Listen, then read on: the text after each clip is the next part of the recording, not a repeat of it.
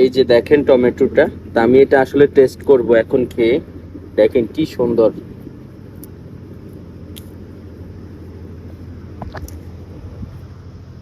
এই যে আসলে আমরা বাঙালি, আমরা সবসময় মুচি খাইতে পছন্দ করি। এই যে আপনি, এটা টমেটো না, এটা এক একটা আপেল, আপেলের মতো টেস্ট। আপনারা বিশ্বাস করবেন কিনা জানি না, এটা আপনি সবজি না কাঁচে খেতে পারবেন, এত সুন্দর টেস্ট এবং এত সুন্দর কালার, মাশাআল্লাহ।